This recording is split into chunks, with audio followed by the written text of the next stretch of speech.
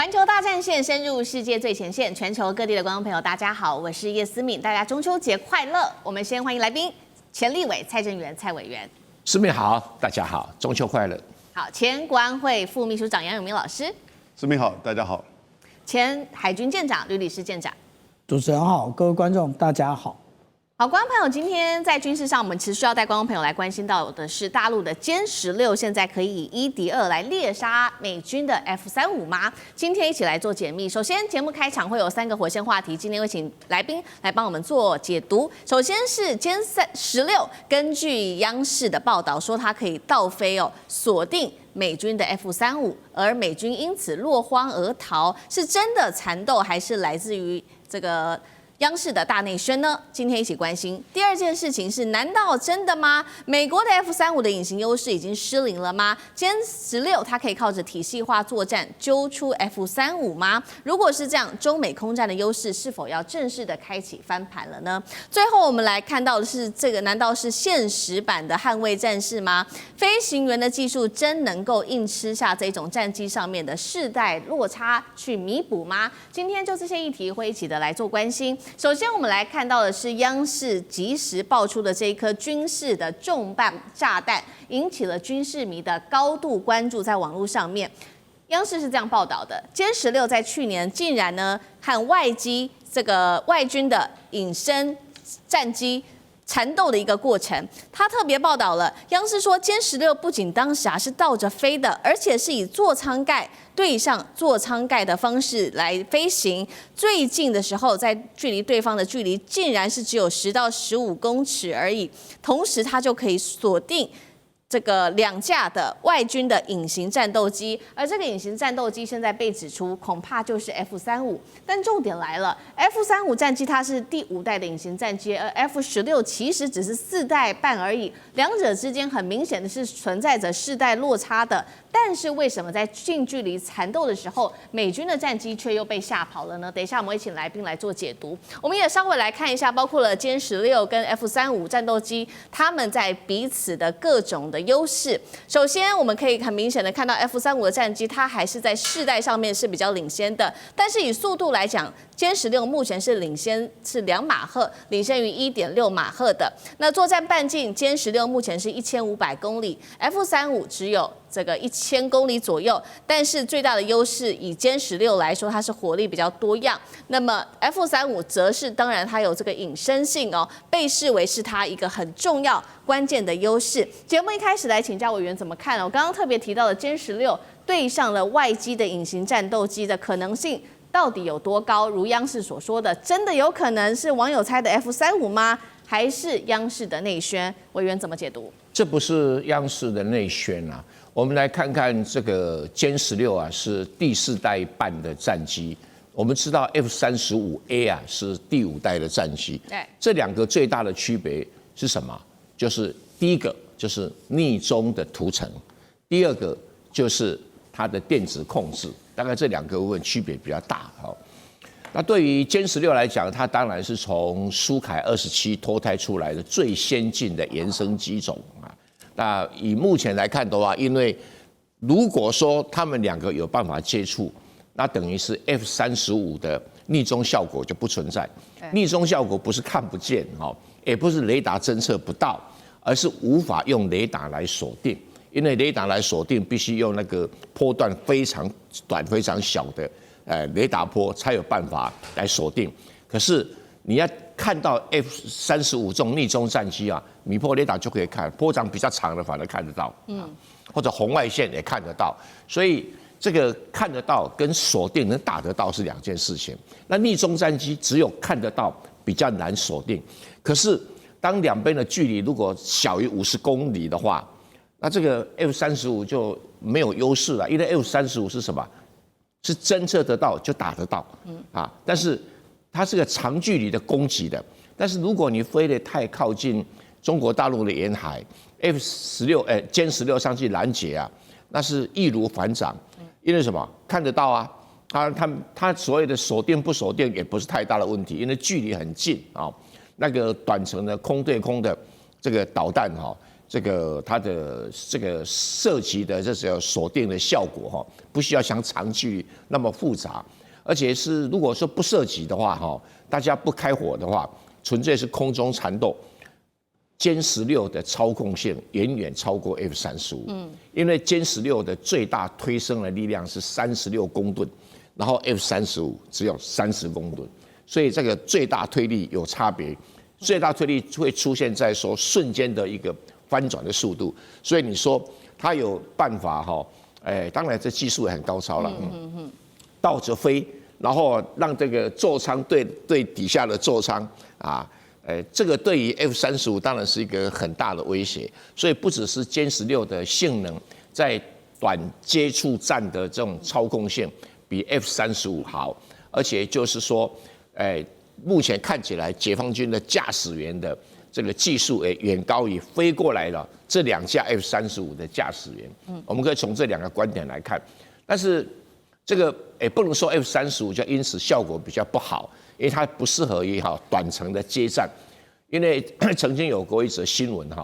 大陆上歼16跟大陆上自己歼20做短程的这种接战的时候，歼20也落荒而逃，因为它的操控性是做长程攻击用的，不是做短程的。是好，所以我们看到这个 F-16目前它的一些优势，不管是它在近距离的这个接战。第2点就是说，它的雷达能力是不是真的也比较强，有比较好的侦测能力呢？为什么会这样说？原因就是因为 F-35一般来说，它的雷达的截面积是真的非常的小。那一般4代半的战机的雷达其实是很难把它捉到的。那么歼16现在靠着它一些优势，不管是它的有源相阵列雷达，或者是它的红外搜索、追踪夹舱、前视红外系统等等，就可以锁定到类似这样子的一个逆中战机吗？还是它有其他体系化作战才能揪出 F-35的？舰长怎么看？其实我们从印巴冲突里面，我们已经看到了现代化的作战已经是体系化的作战，而不是1对1的比拼。那这也就是我们看到上面的这个是巴基斯坦的它的一个那个体系化，那下面这个是印度的，我们就可以看到印度其实它有多种体系混杂，所以它其实不是体系化，它其实是复杂化。那但是我们看到为什么大家讲到说有关于巴基斯坦的部分呢？因为它完全都是中国大陆的装备，也就是它完整的是 source code， 也就是原始码在里面交流，所以它可以我看不到目标，可是我打得到目标，然后但是这一个无论是预警机或者是地面的那个作案中心，就直接可以导引我发射。而且呢，我们现在来看到，我们大家在问这个问题的时候，我们应该想一想，到底是怎么样发现 F-35的？其实这是我在今年长春航空展的时候我就看到的，这是408H 的一个预警雷达。我们看到中国大陆它的预警雷达其实都非常的大而且呢，它的结构跟美军其实是非常不一样。那也就是我们在这中间可以看到小小的一根杆子，那其实这也是一个阵列雷达。那但是它使用的是 VHF 频段，就是刚刚我们的蔡博士他特别讲到的，也就是在比它的波长比较长的部分，也就是 VHF 频段。那如果说是换成一般我们美军在或者西方国家常用的这一个UHF 频段或 GHF 频段的话，其实会很晚才发现这个逆中战机。这个就是我们讲到说，中国大陆因为它有这种装备，所以它可以提早的发现那在发现的时候，其实我们讲说这些逆中战机它最容易被发现的地方呢，其实我们讲到说，这个是如果说是雷达从那个各个方面来侦测的话，我们就会看到这是 F-22、F-35跟 F-117。我们看到为什么大家都称 F-117其实它的逆中性最好，可是它的运动性最烂，因为它没有办法那个超音速，而且它在进行这种狗斗的过程，它一定被打下来的。但是我们可以看到，它各个角度的雷达截面积的反应其实是最低。可是我们来看 F-35的话，其实它在两侧是高的。那也就是说，当它要横越进入这个中国大陆的那个领海或者是领空的时候，它接近的过程当中，它就被发现了。我们常常讲匿踪，匿踪不是看不见，也不是雷达看不见，是雷达很晚才看见，而且看到的时候那个目标非常小。那目标小的时候就很难研判，因为你可能会研判说，哎，它只是现在有可能是无人机啊，或者它有可能是飞鸟啊，那这些那都要靠着这个雷达操作手它的一个研判啊。那到底现在要怎么样解决这个问题呢？这就是川普总统讲的啊。也就是他们的军舰为什么长这么丑啊？我们来看看，说这一个是新一代的这个伯克级驱逐舰，它为什么长那么丑啊？像个大猫脸一样，而且你会觉得它的重心很高。那为什么呢？其实它装载了非常多的以往没有的这种侦测系统，也就是它企图用各种不同的征收系统，然后不同频段，然后它来进行这个目标的征收。它要克制的是什么？它要克制的，也就是那个我们讲匿踪战机的部分。我们刚刚看那么丑啊，其实它，例如说它这有长形的这种雷达，其实这个叫做垂直极化。那如果说我们看到横的，这个叫做水平极化；那圆的，那它这个就是圆形极化。为什么它有这么多极化的天线？因为不同的极化那个的电磁波其实没有办法相互的接收，那这个就是最厉害的部分。那如果说我们来看啊，中国大陆的军舰的话，我们就可以发现了，例如说这个是前一代的052D 它的雷达，大家看起来它是像晒衣杆一样啊，这个其实就是 VHF 的天线，但是它也形成一个阵列。那但是我们来看，这个是运9的电侦机，它前面这一块也是我们讲到的水平极化的部分啊，那是不是有圆形极化的部分呢？当然有啊。我们看新一代的052D，或者大家称之为052DL，它的雷达像是我们看到像一个苍蝇拍啊，可是它苍蝇拍其实只是它的一个阵列构成，它真正的那个我们讲到说这个叫孔径啊，其实是在这一个小小圆盘的部分。那这个部分呢，也就是说我们看到圆形极化的部分。同样的，我们刚刚看到的运9电侦机它也有，而且大家就会提出另外一个问题了：055万吨驱逐舰有没有？它也有，也就是我们刚刚看到的这个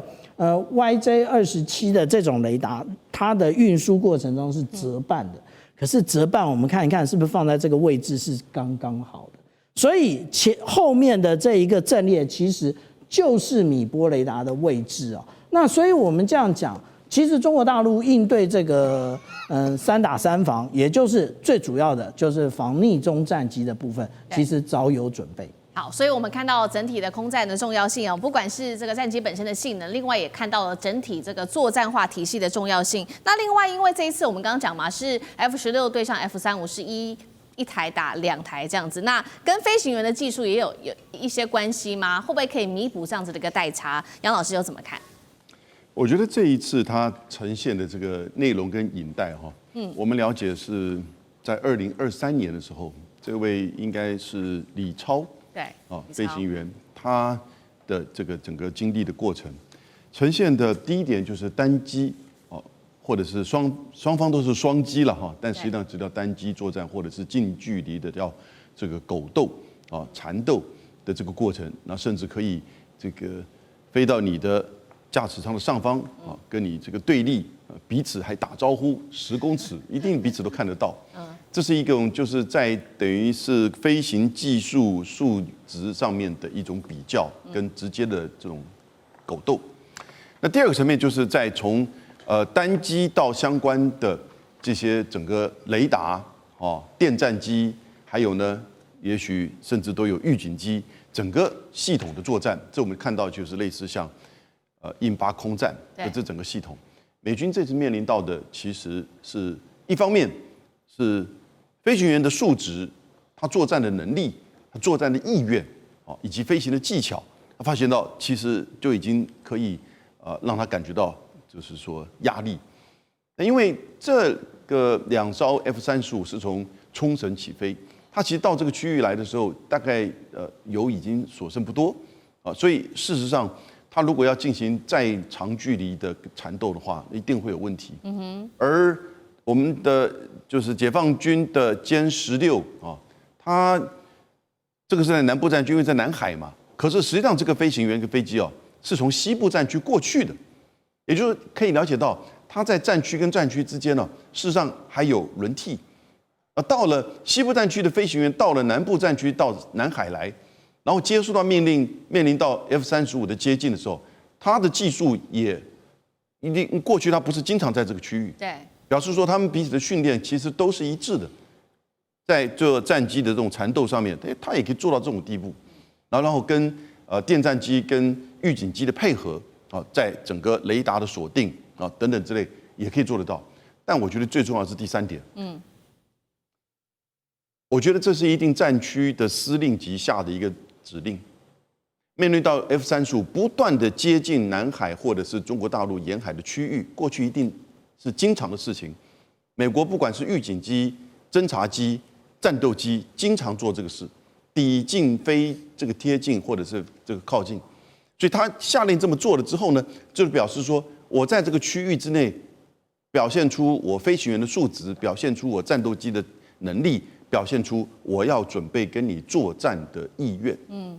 而使得最终的最重要的目的，在这整个过程当中，大家看的也许是飞机，也许是缠斗，也许是雷达，但最重要的是，他在战术上，他在战略上，对，军事上，他表现出我愿意在我家门口近距离用这种方式告诉你，你不能接近。